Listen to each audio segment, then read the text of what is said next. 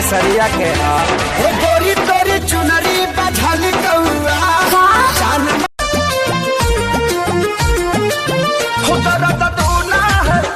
जब से सोना है जाके सवतन को गिफ्ट ये अनोखा दिया है भतारी मेरा होली में धोखा। प्रणाम जीजा जी। खुश रहा आबाद रहा भर होली बर्बाद रहा। होली में आबो न घरे आब है। हाँ तो कहिया आबो सबके मरद तो आ गेले दीदी तोरा बिन उदास हो। पंडित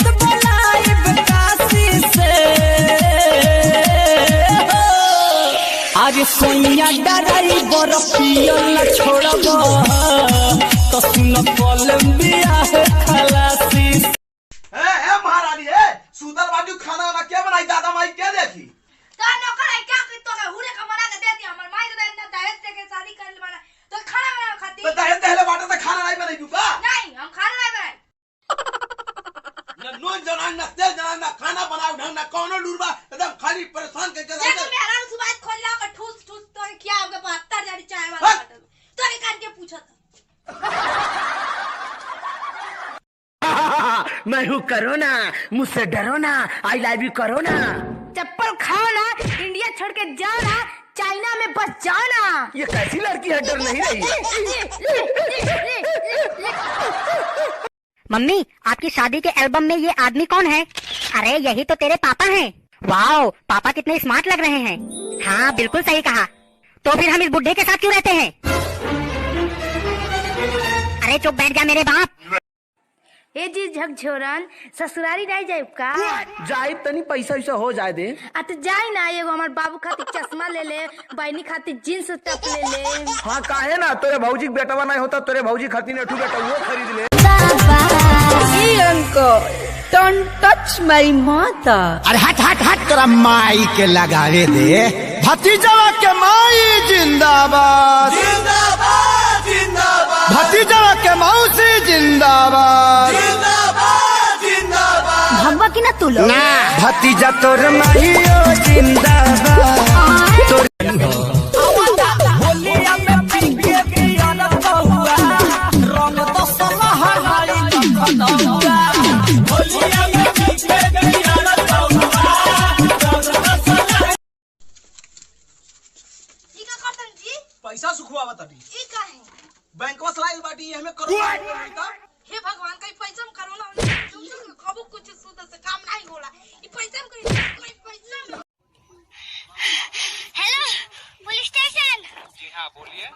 सर प्लीज मुझे बचा लीजिए मुझे बहुत सारे लोग फॉलो कर रहे हैं। कहाँ पे जल्दी बताइए। भीमेट में।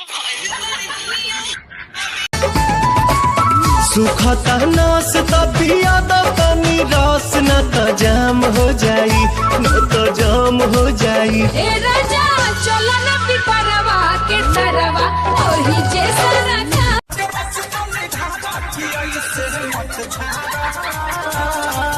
क्या हुआ जबान फिलहाल क्या हुआ जबान फिलहाल खिला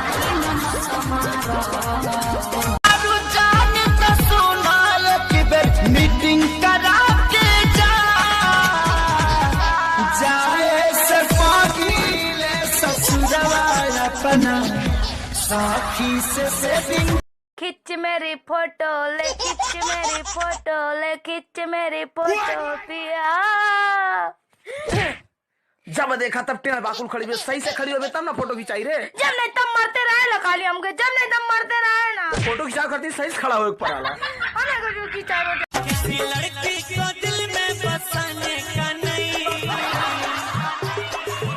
किसी लड़की को दिल में बसाने का नहीं वो बुलाती है यार जाने का नहीं वो बुलाती। हाय वीमेट फ्रेंड्स। हाय गाइस मैं हूँ Bhuvan. And I am Ashish. I am Sapna. मुझे पता है वीमेट अपने क्रिएटर्स को कितना दे रहा है 100 करोड़। वीमेट अपने क्रिएटर्स के साथ शेयर कर रहा है पूरे 100 करोड़। तो क्या सोच रहे हो? Go and search VMATE। वीमेट दे रहा है 2 लाख रुपए पर मंथ कमाने का मौका। बनिए वीमेट क्रिएटर शेयर करिए 100 करोड़ रुपए। Search VMATE। वीडियो शूट करो और पैसे कमाओ। Hello VMATE। most trending short video app. तो देर किस बात की, वीडियो बनाइए, पैसा कमाइए। चले, हमें भी वीडियो बनाना है। VMATE. VMate.